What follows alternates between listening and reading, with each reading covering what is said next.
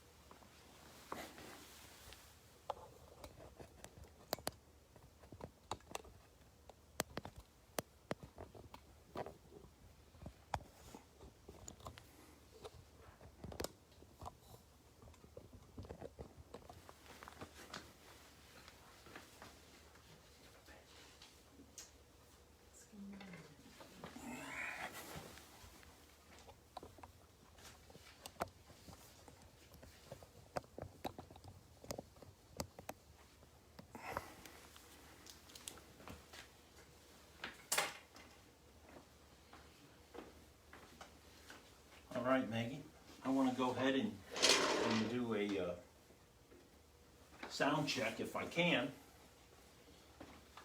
Okay. All Yeah, right. if you can hear us, please give me a thumbs up and we'll call it a We'll Good. say it's good to go. good to go. Good to go. Wow, this is actually a really special edition of, Yes, of it is. Carbon Matters live streaming. We've been so fortunate, Maggie, with individuals who we've been able to have here and have conversations with us. Quality. Quality, right? Quality, And yeah. we're definitely gonna take it to the next level tonight, right? With Scott Pompa, President, Jim Thorpe Area School District is gonna be joining us probably in about 13 minutes, Sure. right? As he comes down off the mountain, off of Cotner's Mountain, as he comes down there, hopefully it's not slick and icy up there, you know? So it looks like we have good sound. Yes, people thumbs All up. right. Thank you everybody for letting us know Well, with the thumbs up. yeah, no, that's great. So thank you so much for joining Maggie and I tonight and our special guest and friend. And I'm going to talk about conflicts of interest right when I bring Scott on too, in full transparency, right? But again, thank you so much for joining Maggie and myself here this evening, Carbon Matters live streaming. We are not going to take phone calls tonight. Normally I'd say 570-503-6780. Give us a call. But I'm actually utilizing that particular phone Right. to do the camera work tonight. So if you have any questions, any comments during the evening, please go ahead, put them in the comments section. Maggie's on the iPad. I want to welcome everyone who's starting to tune in here. We always like to take about a minute or two to kind of get things going. Yep. Zach and Shelly, you're watching, and Zach said, "Where's El Presidente?" Oh, all right. Wait, so he's calling from the 2A sanctuary community, I guess, down there in All Bowmanstown, right? We're and, moving there. By the We're way. and taking our guns with us, That's right? right. Right, yeah. So again, this is Carbon Matters live streaming for about the next 12 minutes or so, till about 15 after the hour. Maggie and I are going to run through some of the, probably from the last 30 days or so, some of the most significant matters that I suspect are of interest to you. If you're not familiar with them, I'll try to kind of get you a little bit familiar with those issues that popped up. And I always like to start soft, right, before we go into the heavy topics. So, Lvhn breaking ground. If you've been out on 443 out there by Walmart, you know Lvhn is breaking ground. Obviously, if you're heading down in the area of Platts, down off the Morey Road, down in that area, you know St. Luke's is, you know, they have the tree topper on already. So again, 2 regional medical facilities or hospitals seeing notable progress here in Carbon County. So again, it's going to make it a better quality of life and environment for all of us here with those hospitals coming up. Yeah, and surprisingly, it doesn't really detract from the landscape either, which I was shocked about. I've been really looking intentionally about that, so you know, just because it's beautiful farmland before, Yeah, and it yeah. doesn't really mar the landscape. No, it really just doesn't. destroys that beautiful farmland, and Farmland, that's grade A1 Yes. soil, no doubt That about it. was We should have had that brought into our backyard. You know, right? You know, would have been great. It's better than the fill dirt we got. Yeah, it's interesting talking about development, and this isn't a planned theme here, but Carbon gets $3 million in grants for 2 things. The distribution center up on 940, Right. so up there in Kidder Township, and secondly for the lettuce farm, the giant lettuce greenhouse.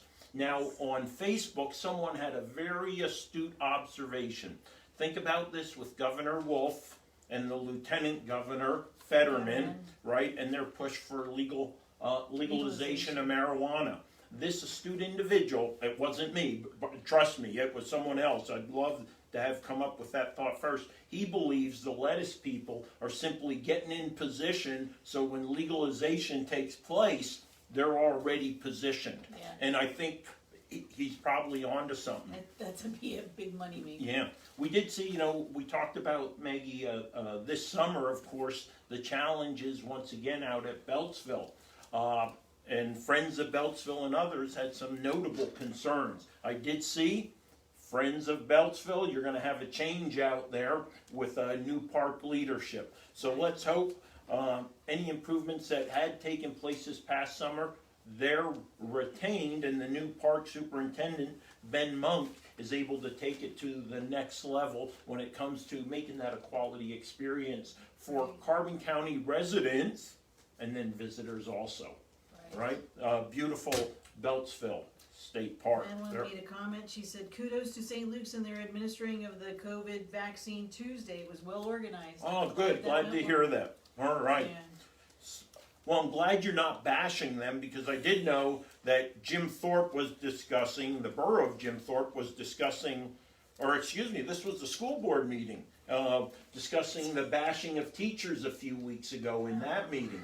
I watched that one live. Again, I will tell you, I was concerned with some of the comments that appeared to have been posted about the teachers, but at the same time, I believe we had a retiring teacher who was speaking, and it was on the border of infringing on the First Amendment, you know, what he was saying. So again, I know we all hate to hear those negative comments. We would like people to act responsibly when they speak or post. Unfortunately, some don't. It just comes with the territory. Be it a teacher, be it any type of service provider, there's going to be people who are going to hammer you. Public eye. And you just got, you know, you got to stand up for the teachers. You should be respectful, but at the same time, we have to be so protective of our First Amendment rights. And we've seen that playing out over the, you know, since the election, really, with the cancel culture and stuff in our own countries, or our own all over the country and stuff like that. So maybe if we have a chance, I may mention that to Scott. So I'm going to set that one aside, because that was interesting, right?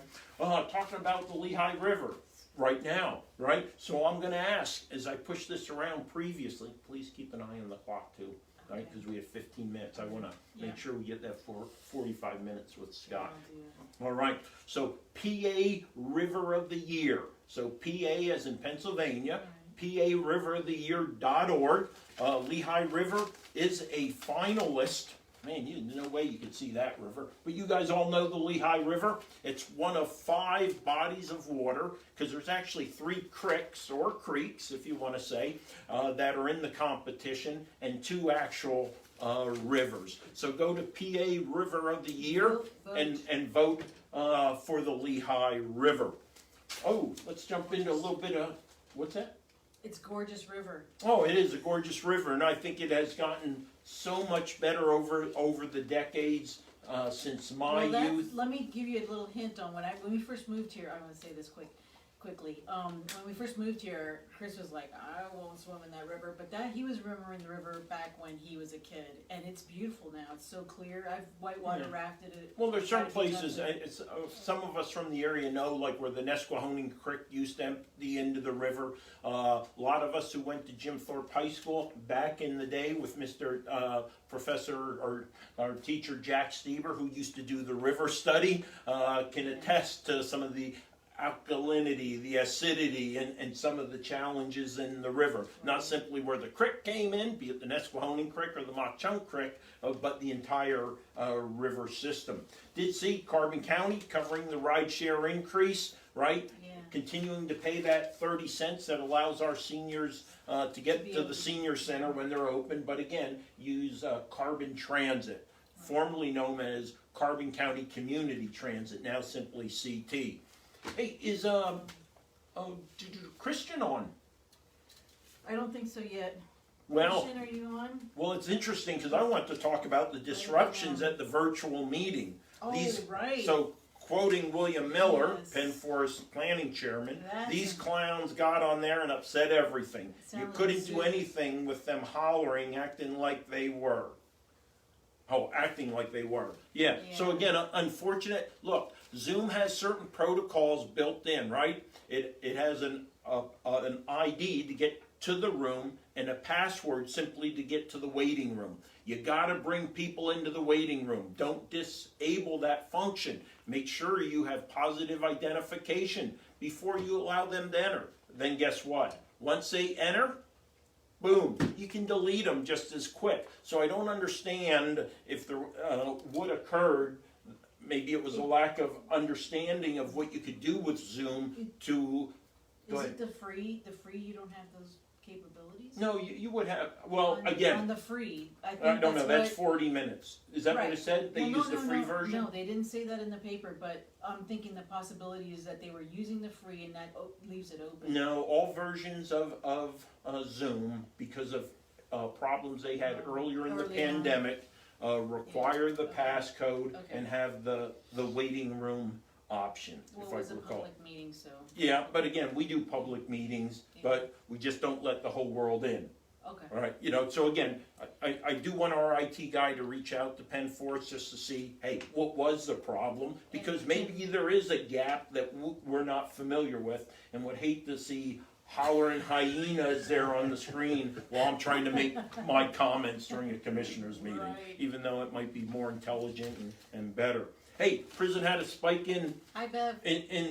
COVID. Hey, Oh, I yeah. think we're over the hump now. Yeah. Rocky spoke a little bit about it today, but we do know we had 70 some inmates who were positive. We pushed through that quarantine period, so hopefully, knock on plastic, Christian's we're on the other okay. side. Christian is on. He's gonna be training the staff that admin the meetings. Good job. Perfect, If Kristen. you need Absolutely any help critical. from the county. Yeah, that's true. IT We guy. would get Nicholas on Yeah. board if you need anything, but I think you're pretty astute with all Yeah, that you know stuff how to- anyhow. Yeah. Hey, no tax hike in carbon. Fair warning though, Oh. with these pay increases that exceed the CPIU for Philadelphia, Camden, right, area, I'm gonna tell you, this year, we got away with no tax hike, not being proposed. Next year, I'm telling you, there's gonna be talk of at least a 0.25 mil. Now, my colleagues, might try to kick that can down the road for another year, but I suspect, or I'm highly confident, you're going to see pressure for a tax increase. And you know what? The largest percentage of money out of that $65 million budget, it's about personnel. And again, remember, I'm not about presents. We don't pay people for presents. above the CPIU. That's basically the inflation rate. Last 12 months was 1.1, and we're giving it la-di-da-di, everybody a 3% pay increase. You give all the non-union members a pay increase of 3%. Guess what every union wants when they come up to negotiate? They want to lock in a 3, right? So we're just finishing up within the next 36 hours, one union. We got 3 more unions we have to negotiate with throughout this year because their contracts end the end of the year. You gave them 3, you give this one 3, guess what those other 3 are going to say? We need 3 also. Next thing you know, Carbon County taxpayer, you got another tax increase coming from the county. All right, I'll see what I can do to help you out. All right, tax rebate for seniors, senior tax rebate, the STAR program, two years in a row, January 6th of last year, January 4th of this year. STAR program, motion made to assess the viability of a 0.25 mil annually increasing tax rate for our seniors, 0.5 mil for our senior citizens who are widows or widowers. My colleagues wouldn't even vote yes for an assessment of it. You know, why not? Why not help our seniors, right? We're willing to give them 30 cents for a bus ride, but we're not willing to give them $18.90 of a tax break per year. Don't get it, right? You know, there it is. And hey, remember this, Maggie, from the Pittsburgh Post-Gazette? No raise is the right move, right? Right. The state of Pennsylvania didn't do it. They recognized, surprisingly, that they couldn't raise the salaries this year, right? There's an interesting comment from Mark Lambert. As long as you have a professional workforce, I won't complain. That's, Okay. Well, Yeah. yeah, and that's a valid point. Yeah. Valid point, again, Yeah. and there is different perspectives on this. You know, again, no one should come to county government and lose money. That means, you know, you should not let inflation overtake your salaries. Right. We got to do our best to keep them up in a financially responsible manner. Okay, we're going to take about 2 minutes and we're going to wrap this up because we're going to bring on Scott. All right. Was So, he supposed to do it out loud? oh, hey, It's mute. Carbon approves a special salary board, right, last Thursday. Carbon approves slight raise for row offices. So let's talk about a slight raise for row offices. So in 2021, the treasurer is getting $65,000. In 2024, he'll get $68,300. That's $3,300. It's not a slight increase to me. Look at these commissioner guys. In 2021, they're at 72.6. These guys are going to be getting 76.3 in 2024. So you're talking almost a $3,700 pay raise, right, for those commissioner types. Look, 24 and 25, they voted for a 1% and a 2% pay raise for all elected officials. I abstained. Why? First and foremost, I don't believe that you should vote for your own pay raise. And should I run again, I would have been and won. I'd basically have been voting for my own pay raise, right? So I abstained from that vote, but I'm a no across the board on this. I would have given a simple no, but it was more appropriate to do an abstain on this one. All right, parking kiosks are going live and stuff like that, but I can save that one for another day. So what we're going to do right now, Maggie, you and I are going to slide, and we're going to slide on over with the electric slide, and we're going to bring this guy right there. If you can see that, it says, by Chris Reber, Pompa to lead Jim Thorpe School Board. So let's go ahead. Let's bring on Scott Pompa, President of the Jim Thorpe Area School District. Scott, thanks so much for joining us. Chris left his mandals behind. Oh, okay, slide them underneath here. Chris, Maggie, thank you for having me. No. It's a great night. Yeah. Cold outside. Yep. A little bit of winter setting in pretty deep around here, but I'm happy and honored to be here. Great. It's good to have you, Scott. And Scott, I really didn't give you a plan for tonight, but you know, I think everyone recognizes, based on the little bit of advertisement we had, the one that's going on. Hey, can you hand me that iPad there, Scott? I'm going to do some little bit of magic here because I continue to push a government Good, Maggie? We good? You're just a little bit, here, scoot. All right, I get to get closer to you. I know. All right, good, it's my lucky evening. Then you lean back. Right, all As right. you say So, that. so what I'd like to do, Scott, and we're gonna make this a conversation as much as possible. I do have some questions for you, but I want that just to create a conversation back and forth about, first and foremost, what we saw and experienced our first years of elected office. You assumed office about 2 months prior to me, because you assumed right after the 19 election. We waited until January for the commissioners. So talk about that first year, talk about kind of where we're at right now, and then looking forward as the transitions in our own lives or political lives, elected lives, have taken space. Before you do that, I thought you were gonna do the disclaimer. I absolutely am. All right. So I think this is the picture that Scott gave me, and then I blew up. Is this the one? Yes. Yeah, right. And there's another one. All right. So this is probably maybe the late '60s, early '70s. Right. That's Chris, Scott, and Mike down at the stables up on the hill, and Jim Thorpe. So I want to bring that up as, first and foremost, the conflict of interest is that, Scott and I grew up on the hill, the first block on Center Avenue, about 6 houses up from Harry and Asa Packer, our neighbors just down the road there, probably 100 years past, but nonetheless, we grew up together right there on the first block of Center Avenue. We lived, for most of my life, as simply one John Brazino between us. Prior to that, just across the street, kind of catty corner there. Also, Scott did help me on my campaign, right? He was the first one who took me or went with me to a commissioner's meeting, introduced me to a commissioner's meeting, and we went through quite a few of those to get to know what's going on in county government. He was responsible, him, Jeannie, and Billy were responsible for standing up C4, and Scott is also a county employee for Carbon County.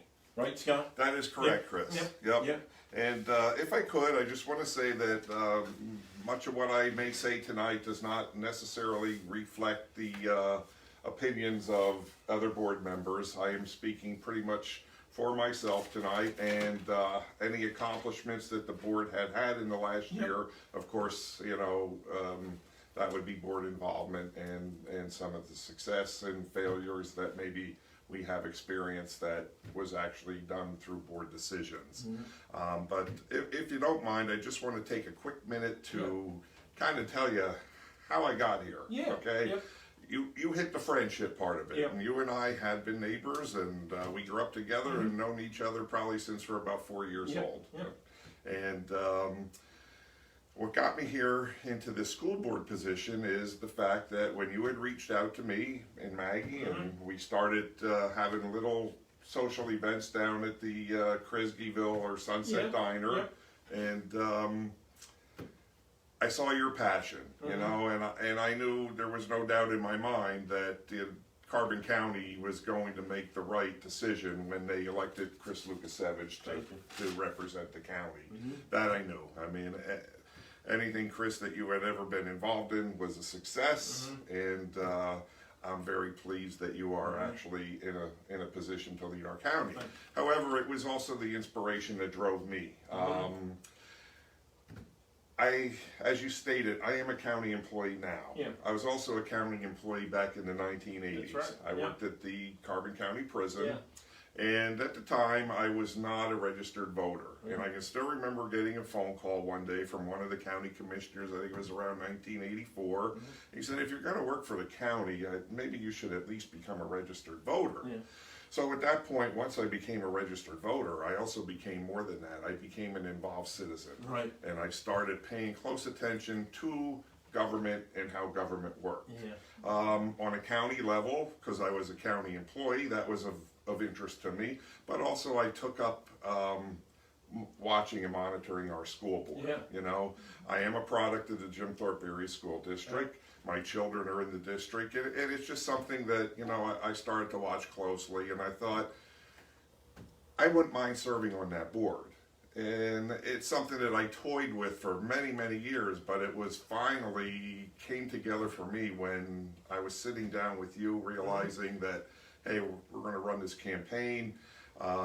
This is going to be great for Chris, but at the same time, I think maybe it's time for me to, go forward with my ambitions and become involved. So as a result, I ended up, filing my petition, and the rest is history. Well, but let's go back almost probably 18 months, because there are a couple candidate forums for the school board, right? In a couple different locations, so other individuals or a multitude of individuals from different areas of the Thorpe Area School District could have a chance to interact. What are your thoughts when you go back then to some of the questions you answered, some of the concerns and issues that you heard of from the citizens? Well, I'm going to tell you, Chris, that what I've been hearing from the citizens, I've been hearing for a long period of time. And a lot of it was, hey, why don't you run for office, and why don't you help control our taxes, And the other one was, why don't you get on that board and try to bring some positive side to how they are hiring employees, and it shouldn't necessarily be specific individuals hiring people that may be unqualified, underqualified, and that is a lot of what I heard, primarily the two major issues. And the third one would have been, hey, can you do anything about improving the education, So it's funny that you mentioned those, they were Meet the Candidate forums that were actually run by our PTA. Right. We held one at the Lvhn school. We held one out at the Penn Kidder school. And they were moderated by the Times News. Right. They were pretty well done, And I pulled out, not knowing that you were even going to bring this up, but I came prepared to say I'm pretty much on task as to what I had stated at those events, what my goals were, and what I was looking to accomplish. And I have it with me. And I said, hey, I would be committed to our students. I'll focus on safety, equal opportunity for all. Every student has the right to achieve and succeed. Committed to the education. Preparing our pupils for a better tomorrow, reevaluate our approach to PSSA and Keystone scores for better outcomes. Committed to the district family. A happy family is a productive family. And it's funny because I wrote on here, and I'm sure that I said it, I'd like to work with a unified board to improve the overall perceptions of our district. Right, Now, hitting on that, we had a pretty rough year one. There was a huge change in the board. There were 4 new board members. That's right. And probably the biggest change of Thorpe School Board in as many years as I've been watching. So that itself created some conflict. There was personality conflict, but I have to say, in a year's time, I'm noticing that there's some gelling going on. Some of those personality conflicts have been removed. People now working together to achieve some great results. And I have to say that I'm really pleased with the board that I'm serving with right now, because I think we all pretty much want to do what is best for the entire community. And I'm noticing that and seeing that through conversation. And I just found it really odd that was listed in there, that I wanted to work with a unified board, when at first things were not as united as you would like it to be. But I see it gelling. I see it coming together. Committed to the oversight of the district business, following up. Well, comment from Christian, we're lucky to have you leading the board. Well, thank you, Christian. I gotta say, it's a task, and we're lucky to have you actually in Penn Forest. It's been another great improvement. And I honestly think that the last election cycle was really, really good for this entire community. I agree. County-wise, township-wise, school district. There were some real positive changes, and it's nice. And while we're talking of it, we do have an election cycle coming up now where we have some additional seats open for the board. And I encourage anyone, get involved. If you have the opportunity, you know, and you're interested, throw your hat in the ring and see if you can get in there and make a difference. I can't say I regret doing it. I don't regret doing it. I'm pleased that I did it. Well, you talked about that, so we have to bring this up, right? Because another neighbor of ours is retiring, right? This will be his last year in office, right? And that's Ronnie Sheehan. Yes. Right? Yeah. So Carbon official to retire. In the Times News, didn't get to it. That was supposed to be the article right before I brought on Scott. Yeah. But Ronnie Sheehan, the Sheehan family, grew up right behind us. In the alley. So you have that kind of, that triumvirate, you know, the Sheehans, the Lukaseviches, and the Pompas. Yes, yes, it's true. Mike was best man at our wedding. Yep. So, so Scott, you talked about how many seats are up for the school board? I believe we have 4 seats. Okay, 4 seats are up. We have in the county, we have 3 seats that are up, 3 row offices, Register of Wills, the comptroller, and the treasurer. And I do need to say, this is Carbon Matters live streaming, right? I'm Chris Lukasevich. I'm joined by my wife, Maggie, and Scott Pompa, the president of Thorpe Area School District. Just assumed that position here recently, and we're having a conversation with Scott, and we're going to jump into some of the myths that he might have had about the school board, what he learned in his first year, and how that's going to propel him into his second year and the year in which he assumed the position of president in the school board that he described, you know, maybe not as unified as probably optimal in the first year, but seemingly starting to gel and starting to get all the gears and pistons running. So again, Carbon Matters live stream. We're going to go right back to Scott. So I want to hit, yeah. Just really quick, thank you, Bill, for your comment. He said 2 of the best leaders working for the taxpayers. Oh, well thank you. We Thanks. appreciate that. Yeah. Now just Thanks, Bum. Yeah, I want, you know, I got to say, one thing I noticed, I watch all the school board meetings. Either I watch them live or the next day I go through them all. I will tell you, I've never seen organizations that have so many meetings. I personally couldn't do it. You know, I only have 2 official county meetings a week. Now, one is up in East Stroudsburg, one is local, and then a third one is about every other month, ag land preservation. But understand, your school board members aren't making what a county commissioner makes, right? They're getting the big goose egg. Yeah. Right? Yes. You know, Chris, I'm glad you mentioned that, because it is, there is no pay involved with being a school director. There is absolutely no compensation whatsoever, but there is great satisfaction if you go into it and you put your time and effort into it. And that's what I'm seeing. I mean, I went into it totally blind. I mean, I researched information. I checked with the PSBA, and they said you can expect, you know, to put in maybe 10 to 20 hours per month. Right. Yeah. Right. No. I think I'm putting in 10 to 20 hours per day. To be honest with you, I'm fortunate because I have the time to do it. Right. Sure. And for anyone who is working, and we do have several members of the board who are actually working, it becomes difficult. And I understand that you cannot put the time and effort into it that I've been able to. You know, but it is one of those things that if you want to put 10 to 20 hours a day into it, you can. If you choose not to, fine, you know, but stay on top of the situation, you know, and be informed and get to those meetings and be part of the discussion and do what is best for your community. Right. I found from my position, you don't know what you don't know until you get into it. So is there anything that you found in your first year where, you know, well, it's really not, it may not have been so easy, may have not been so hard. Maybe there were certain beliefs you had about how things operate, and you found out, well, no, it's actually quite different, easier, harder. Well, you know, I think what happens is it's an ever-changing world, and that's the one thing you can't prepare for. And I'm just going to hit on the whole COVID situation. I mean, we have been thrown such a curveball with COVID, you know, and trying there's no doubt that, you know, kids are best educated in school. Yeah. There's no doubt in my mind. And the whole COVID thing has been a real tough one to navigate, because you also want to keep your whole community in mind.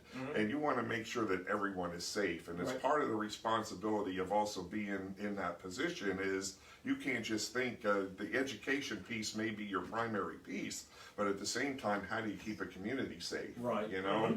So we've been thrown some challenges, and honestly, there's times when I just think that maybe my time was now, you know, and this is where the Lord placed me, because I have something to contribute here, you know, and I have to tell you, you know, there's a lot of people that think differently on the board about what we should be doing as far as COVID, and you know. We've heard all the arguments. Some people don't believe it. Some people, you know, it's a hoax. It's real.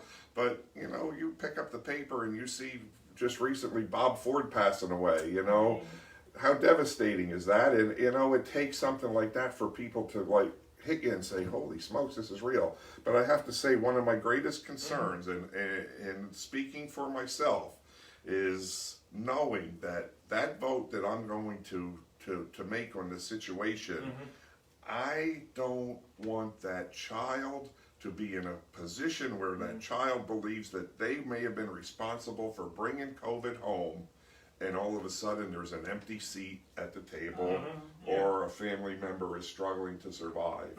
And whenever I think of it, I get emotional, because I know how that could be so traumatic to a child, which they may never recover from. You know, and it can happen. It really can happen. But the other side, the other piece of this is, what do we do? I mean, we're seeing failure rates going up. You know, why is it happening? I'd really like to. TJ Garitano and I just had a conversation 2 days ago about maybe we should really get to the root cause of the failures and find out what it is. Is it too many distractions at home? Right. You know? Yeah. Right. Because we're hearing from, you know, exceptional students who all of a sudden are struggling. Right. Yeah. And how does that happen? You know? So have the amount of concerns with connectivity, broadband, internet access, has that diminished? not necessarily. We're finding now that a lot of people are, you know, reaching their limits on broadband, and people who are utilizing hotspots may be running out of data, you know, and it's becoming a concern. So it really, I mean, I believe we've done our best to make sure that everyone is covered with access. We provide everyone with, you know, the resource of the computer, but at the same time, rates are rising. It's costly to the family if they're exceeding, you know, whatever their plan is. So, no, we're seeing some of that stuff coming out now, you know, and honestly, I just wish I could wave a magic wand and this whole thing went away and tomorrow everybody's back in school and everybody's back. Chris, I feel terrible for the senior classes of last year and this year. I mean, place yourself when you were a senior. You were the king or the queen of the hallway. You felt like all of a sudden my day has come. I'm in charge of this school. This is my school.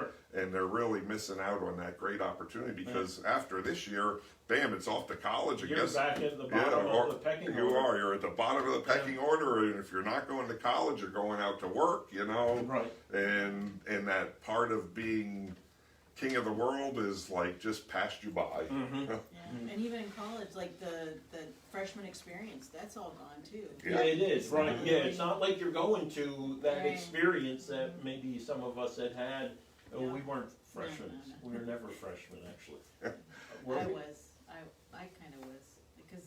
Oh, I you didn't kind of. Yeah, because I didn't. Yeah, you're right. Yeah, you went. Yeah. But I did it in 2.5 years. Scott, did you have any unrealistic goals in your first year? It ended up being like you actually set a specific goal for year one, and then it, you know, you figured out, you know what, that was really unobtainable. Well. I mean, because we push ourselves, right? That's what you want to do. Well, anyone that knows me and knows me well knows that I'm an anti-tax person, okay? And I think probably one of my goals right away was, let's come in here and, you know, let's see what we can do. How can we cut taxes? Well, it's very difficult. I mean, you know, the budget the year before was 45 million, then the budget the next year all of a sudden jumps to 48 million. And that's something that my goal was, I don't want to see any budget increase. And before budget increases, let's start talking about cut and slash, you know? Let's take a look at what we can do to keep that budget down. Because let's face it, Jim Thorpe, the entire community of the Jim Thorpe borough itself is filled with primarily elderly people, you know, who are living on fixed incomes. You get out into Penn Forest, you know, it's a little more livelihood. You get into Lake Harmony, and I'm not saying that they're out there rich or anything, but it's a little bit different than those in the community who are residing and living on their fixed income. And they're the ones that I always think of. The last thing I ever want to see is anyone lose a home because they're unable to pay a school tax. I mean, that has bothered me for many, many years. In fact, I've been to Harrisburg. I was there last February. I think it was February 3rd when they had the march on Harrisburg. I was there, you know. And I just hold out that hope that someday they may eliminate property tax and come up with a different, you know, formula for funding schools.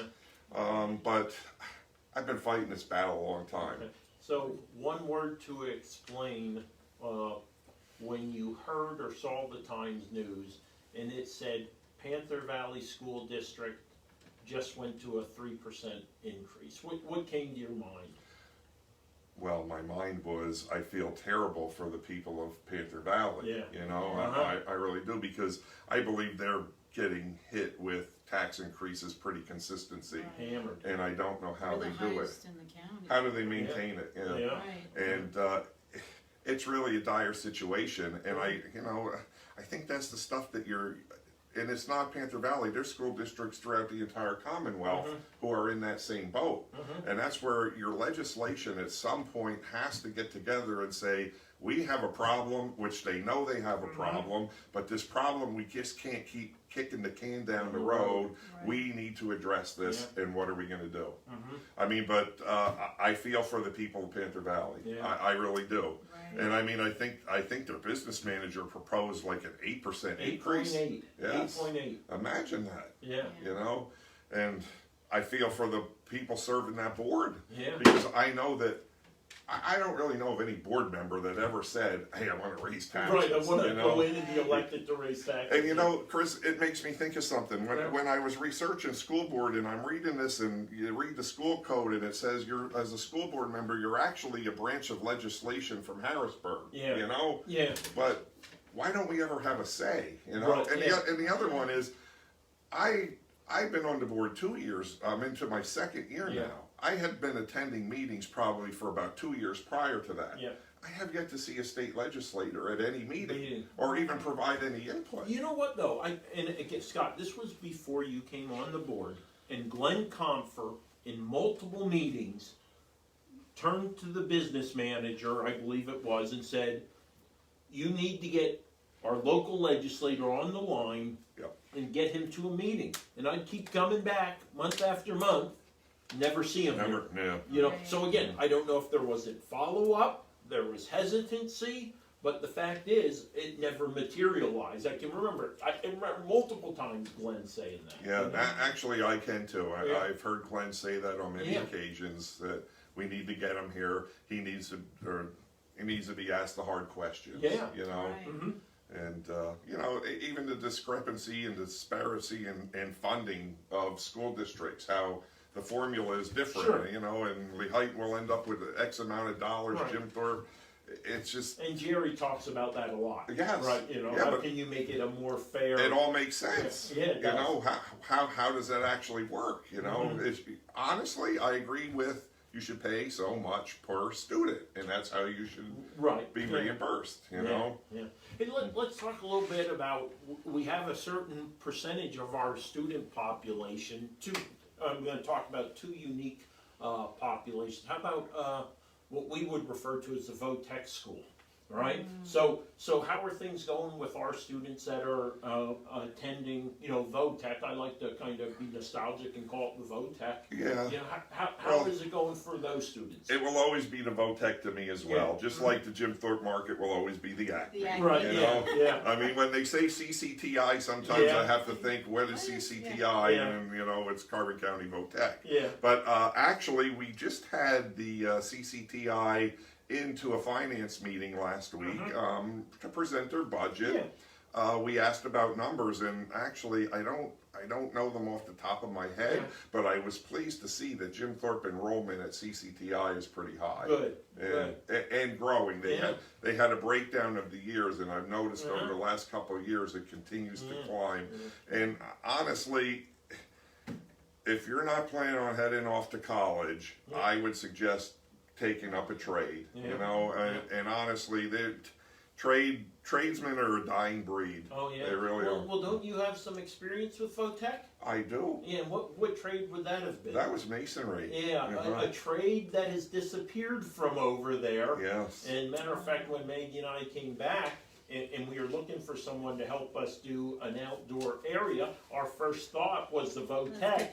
And I reached out, and that program had ended. It's gone. Yeah. It's gone. And there aren't that many around, and it's a good paying one. And Chris, if you remember the old football field, my VOTEC class built that concession stand underneath the bleachers. Yeah.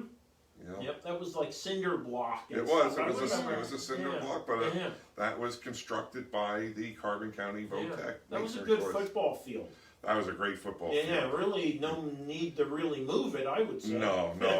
And hey, that's a great segue. When you talk about my first year on the board, now let me tell you, my first year, I was elected vice president. And I want to give kudos to Mr. Strubinger because honestly, Jerry and I worked very well together. And I learned quite a bit from Jerry. And to me, I'm learning more every day. Every meeting we have, when you mention the meetings, there are meetings, unbelievable amount of meetings. I mean, we have curriculum, which we just held. Last week we had finance. On Monday we have policy and personnel. Then in the mix of it, you have a your regular board meeting. And Chris, in addition to that, I also serve as a trustee for Lehigh Carbon Community College. And there's meetings thrown in there as well. I'm required to attend 2 meetings there a month. Right. Which we do virtual now, which is a help. But and I'm enjoying it all. But it's when you mentioned the field, it's the one thing you never saw anything in any of my Meet the Candidates night about talking about the football field. Although I knew it was a hot issue, and my issue back then was. People said, "Oh, are you going to replace that muddy mess over there?" And I said, if this would not cause a tax increase to the constituents, I would support it. So a lot of the stuff that went on behind the scenes when we first started meeting was Paul Montemuro running around trying to figure out numbers because, they have to show Scotty Pompa that this is not we're not going to have to raise taxes to support this field, in which they did. They presented it to me, and I have to tell you, the outcome of that field has been fantastic. And I know it was controversial. I know that either the community, you either supported it or you didn't support it, but Chris, I was stopping by there on a daily basis while the construction was going on, and to see the community involvement, the people that would be up there every day just watching what was going on was rather amazing. Well, we don't have that interesting of a town, so to watch a big Tonka truck over there in the dirt is pretty fun. Well, I have to say, going over and seeing the whole thing happen from the field being dug up, and hauled away to, all the rock and stone coming in, and then that beautiful carpet laid down on top of it.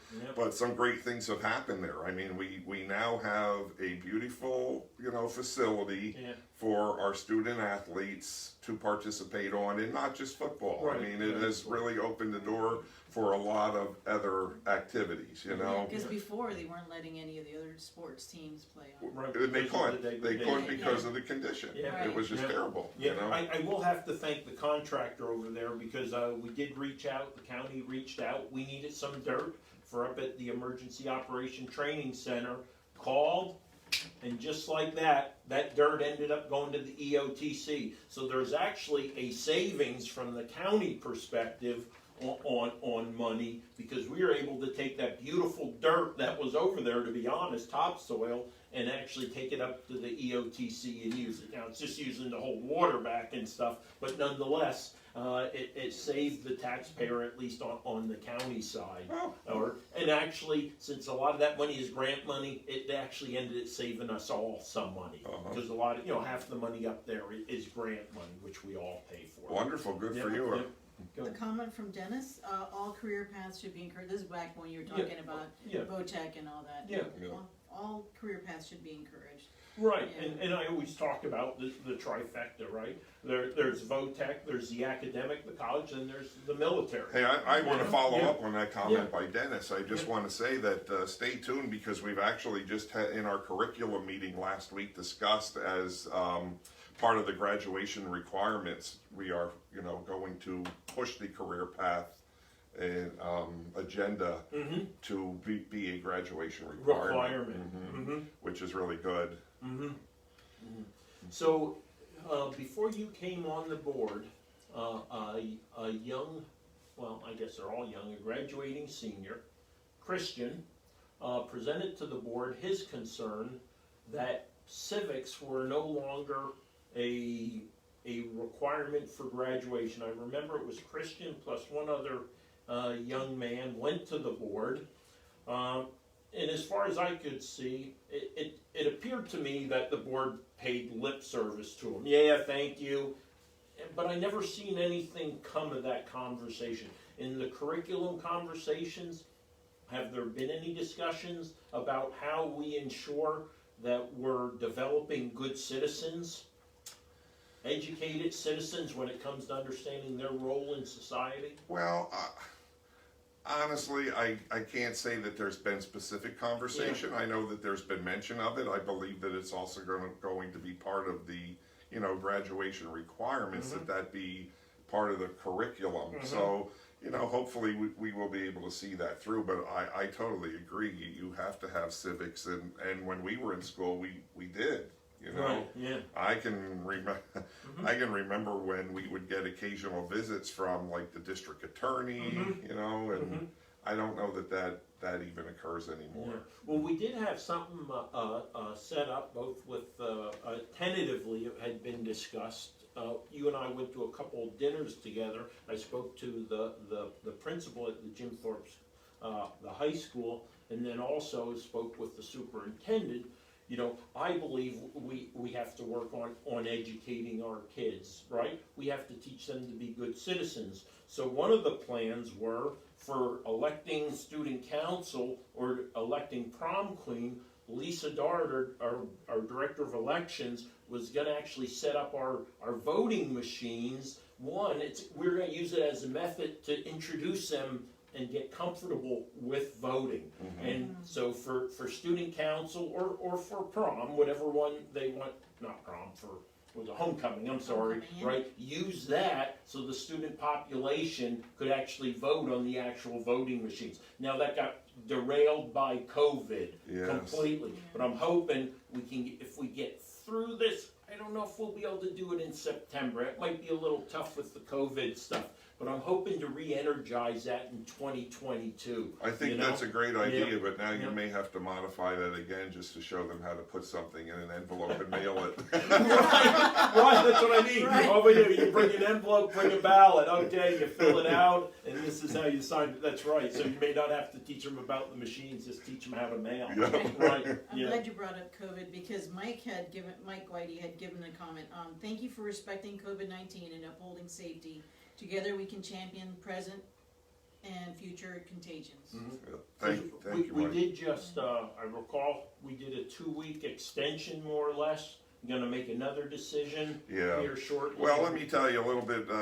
I believe the board was actually fully ready to go back to the hybrid plan on January the 19th. Yep. And what happened was we had a pretty large exposure, you know, and it affected, first of all, our entire wrestling team and some administrators. And, you know, we had a lot of people who were now on the COVID quarantine plan. So a real concern out of that came that we may not even have staffing. Staffing issues have been a problem throughout this entire COVID situation as well.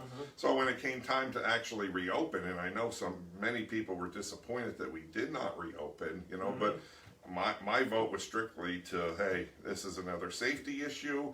Let's give this 2 weeks for people to, you know, get through their quarantine period and go from there. But I believe we're all systems go for, you know, Monday, but now we have a snowstorm That's coming. right. You know, for a couple of days that they do.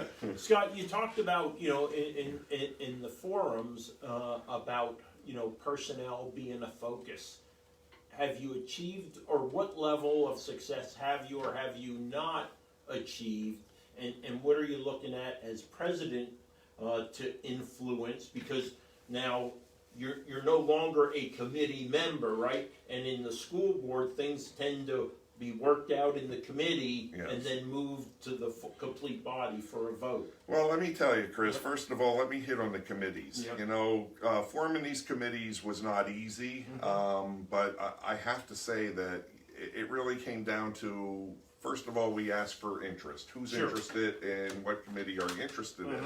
And I really, when I assembled these committees, I thought I was putting together great committees. I mean, I'm going to get into personnel in a minute, but, you know, our finance committee went through a change where I put Mr. Marciante in charge. And that came about probably around mid-November. Mr. Marciante started reaching out to me to show me this little spreadsheet that he had been keeping over his years that he's been on the board and tracking spending, expenditures, and incoming funding, you know?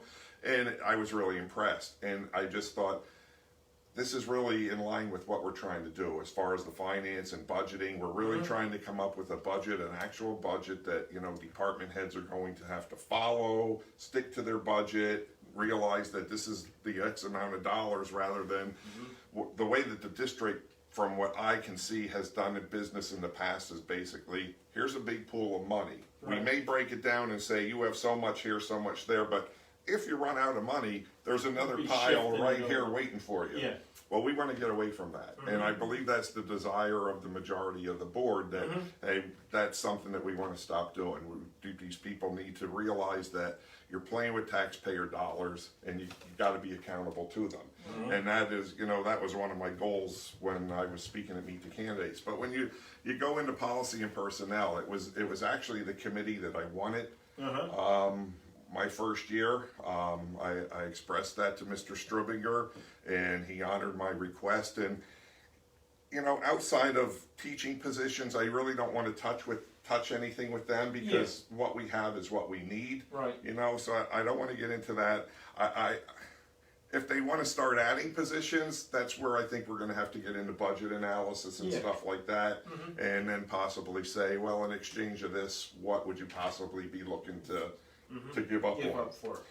But what I have done on other things is, you know, I'm just going to hit on our you know, custodian staff, and they do a fantastic job, and I'm not trying to minimize anything, but Chris, the school district every 3 years pays out $1 million in a contract for HVAC services. You know, and they're coming in and they're changing filters, and they're, you know, they're taking care of preventive maintenance on our equipment and stuff.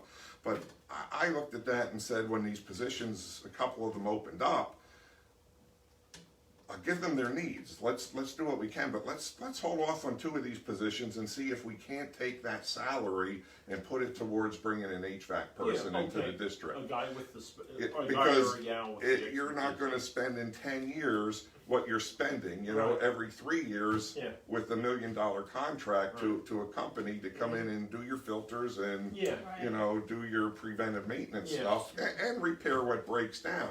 But if you have someone on staff, I mean, the amount of money that you're saving, to me, is at least worth the experiment, at least worth looking at. You know, so we are under contract yet, I believe, until I think May or June. Yeah. But between now and then, I would really like the committee to focus on getting that HVAC person in. Yeah. And I believe that we've already reviewed the numbers and know that the savings would be great. And another one is we pay, external electricians to Right, come in sure. and, do a lot of our electrical work. So if you can get an HVAC electrical guy, yeah, you're gonna pay them, but Yeah. at the same time, it's money well spent as far as I'm concerned. Mm-hmm. And I held off on some positions with some paras and stuff like that, Mm-hmm. Just kind of felt that in this COVID environment, Mm-hmm. maybe not a necessity right now, but depending on who you talk to, it's a necessity, Right, sure. because they got to roll for everyone. Yeah. So, we've done well with really scrutinizing positions. There's a comment from Madeline. Students from area schools attended court sessions to experience the process. Our judge would speak to the students after court. Possibly since COVID, this has been curtailed. It was fascinating to see their response to the hearings. Well, we So also that's another well, situation where you have like the community members, we also have a it's county really good. government day. I think it's in Oh, yeah. April of each year. Yes. It was canceled last year because of COVID. I expect it may be canceled this year. I think what they should do is do it virtually, right? Because you can bring You can still everyone do in it. from all the remote Right. locations. You can bring in all the kids and still do it. It won't be as enjoyable of an experience, but I think that the county should still promote that with the school districts. As a matter of fact, we just talked about it this week in county government Hi day. Pete. But when you mentioned, Chris, about positions, I just Yeah. want to say the board took some flack over the past year with the whole football project and everything. And, you mentioned a discussion, at some of the meetings by the public and some of the comments that were made, but I have to tell everyone, we did not ignore curriculum and we did not ignore positions while we were also going over, going over the turf field. Right, yeah. I mean, the turf brought itself to the attention because it brought up some heated debates, Sure. and as I stated, you either supported it or you didn't. Right. But at the same time, we really never stopped focusing on some of the other things. And if I could, just briefly, Yeah. I just want to hit on, like I mentioned, safety. First of all, we approved the return to school, the COVID plan with student, employee, and community safety, as our focus. Policies. Approved the Thorpe Area School District security policy, which was 805.2. And when I talk about policies, I think, 26 policies we visited last year and updated, or added to the district. Wow, President Biden has that many executive orders already, from what I understand. He does. So, Another one was too, we tried, when you talk about safety, we tried to get an agreement with our local police departments. For the Thorpe Police to cover our high school and the LB, and Penn Kidder Police to cover out at Penn, or the Kidder Police to cover. And we were really getting nowhere. So what we ended up doing was we contracted with someone, and they're really providing a great service to us. No, that's good. I got a little segue there real quick.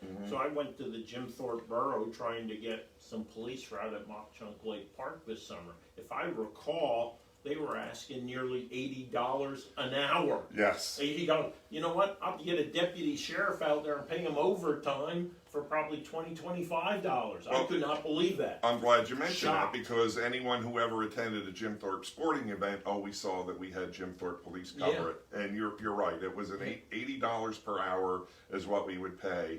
Yeah. And part of this contract that we're with County Security, they're covering our sporting events, they're covering our needs at Everything, schools.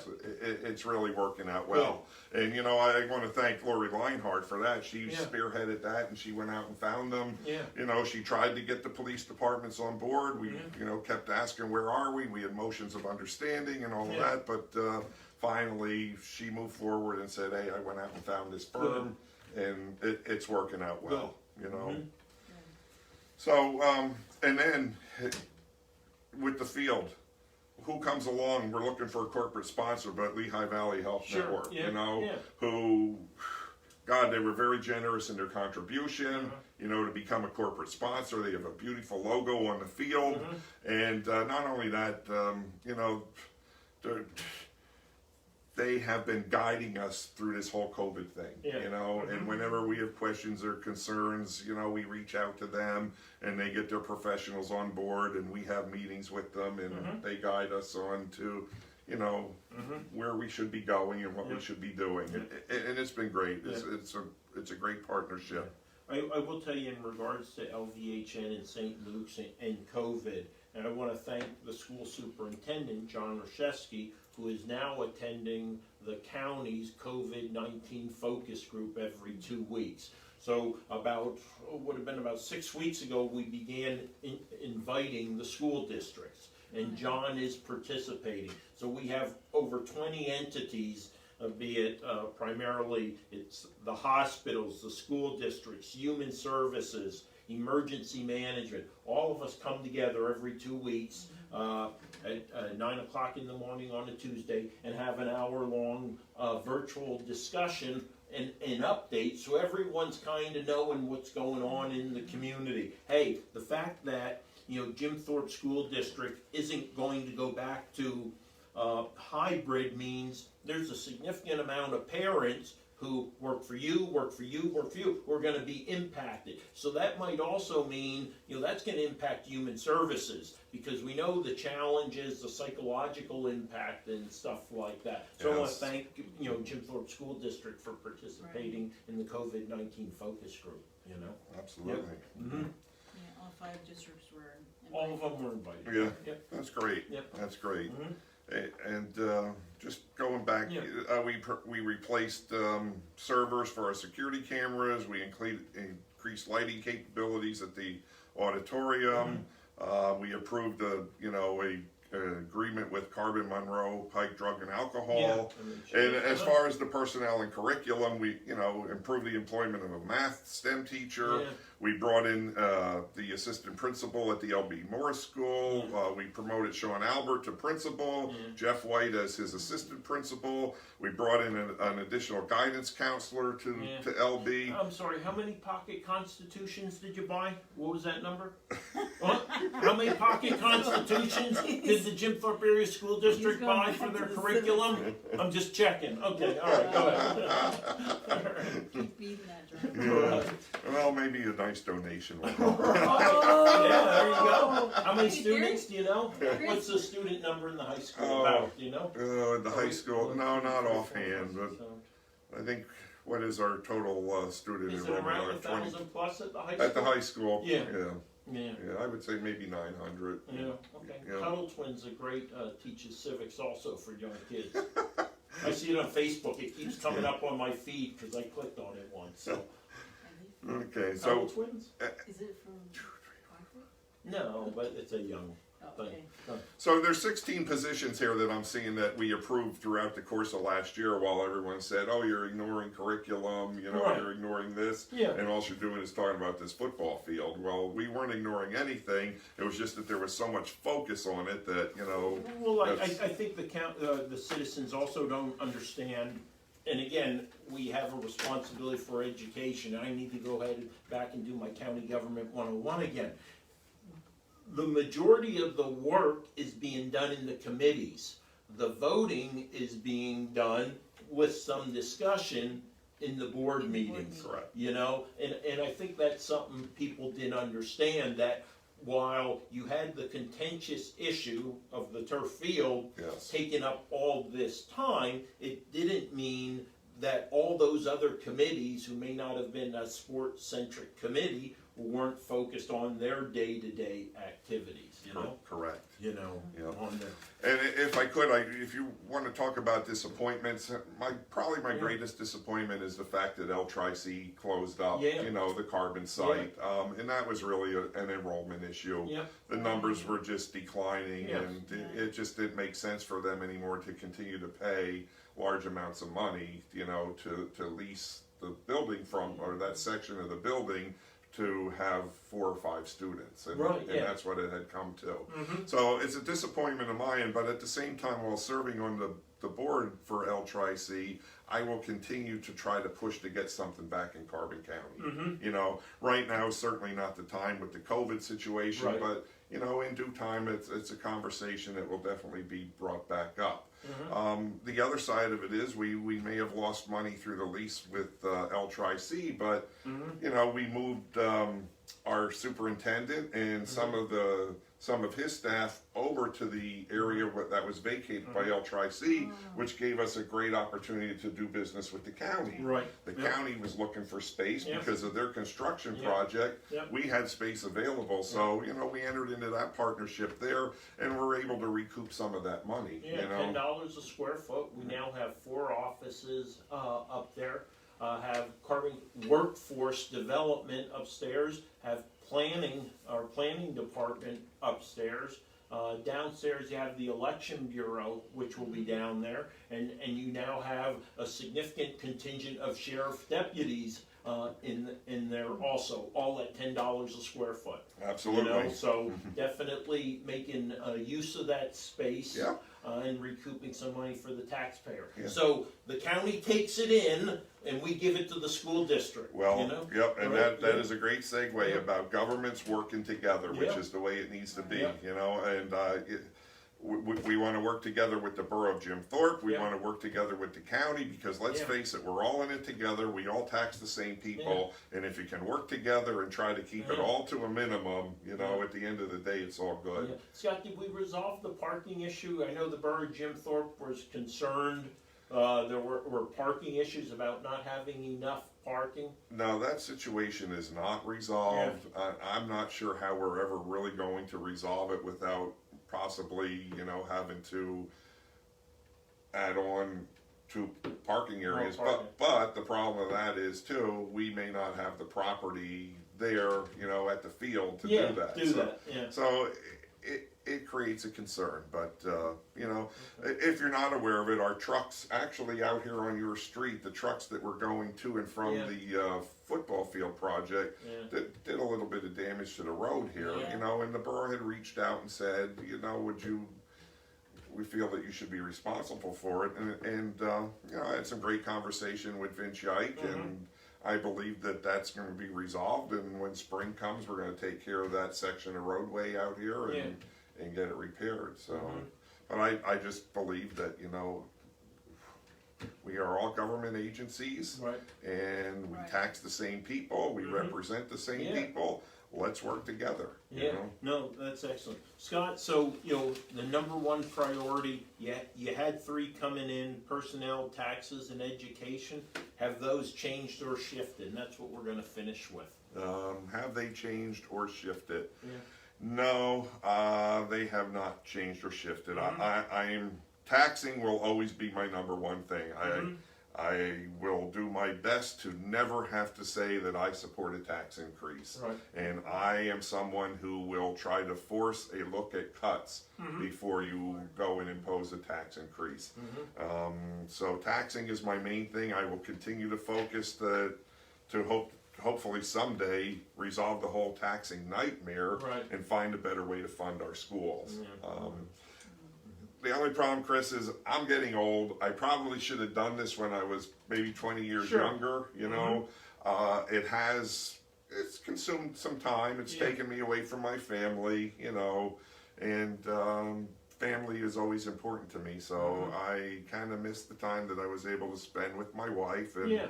my 2 kids, that I now find myself like stuck looking at paperwork and participating in meetings. Yeah. So you know, I don't know how long this run will last. Right. I will definitely complete my term, Right. but I will give it a hard thought about, you know, Yeah, what are you gonna anything do beyond afterwards? that. No, and that's reasonable. The challenge always is quality of life, work-life balance. And I've been totally a failure.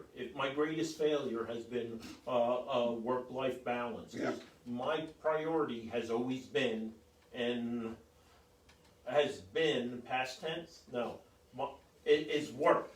whatever that is. It That's is. my greatest failure in life. Well, I agree, Chris, but it may be your greatest failure, but it's also your greatest success, you know? Yeah. I mean, what you put into something Yeah. is truly amazing, and just being involved in your campaign and your drive and your determination was so impressive, you know? I told everyone there's no way that this guy can lose. Right. You know, he has worked so hard for this, and you went the extra mile that most candidates would never go. Right. And I'm not just talking about a door-to-door Right, campaign. You know, Right. you really covered it all, and you covered it well. But the people of Carbon County are the benefactors of that. You know, I mean, Well, I think they're the benefactor of all of us who are willing to, again, to some level, sacrifice something, be it family time, be it other opportunities to be involved at the school board, the municipal level, such as I am, you know, be it the county and stuff like that. And again, to leverage our experience and knowledge, if nothing else, for at least a couple of years, give a different perspective, right? And try to do what's right by the citizens, and we're definitely trying to do that. and it's rewarding too, and that is the one thing I love to see the successes, you know, and I have to say we've had many of them, and I want to continue them, and I love being part of it, and I know there's going to be those days where you're knocked down and you know you're beat up, but just keep coming back and you know continue to do what you think is right, and fight the right fight. That's really what it is. Good. Scott, I want to go ahead, thank you personally for being here tonight with Maggie and I. I want to thank all of you who stayed tuned, not only till 9 o'clock, but beyond 9 o'clock. I was well aware what the time was, but I want to just go ahead and let the conversation go, because I understand how important the school districts and the decisions the school board make are, how important they are to each and every one of us, and how they impact our lives, regardless if we have students in school anymore or not. They are definitely intertwined in almost every element of our society. So I appreciate it, those of you who stayed here past 9 o'clock. Obviously, this will be available on Facebook. Tomorrow, I'll also move it over onto YouTube. It'll be available on my YouTube channels. I run 3 different ones. I'll put them up there also. The millions of subscribers I have, or the 2 or 3, I can't remember what it is. But again, it will be on YouTube also. So again, thank you so much for joining us. I'm Chris Lukasevich. I'm joined by Scott. Maggie, wait, there's a comment. Yep, just thank you, Madeline, for your comment. She said, thank you all. Very informative. Great job, Scott. All right. Thank you. All right. And thanks for having me. I really appreciate it. Appreciate it. Thank you. Now, this is the tough part because everything goes wonky, because you'd like to be able to just click remote, but I have to kind of move in front of the camera. Thanks for joining in. Right. I should create a distraction, and then I could like slip away in the future. You know?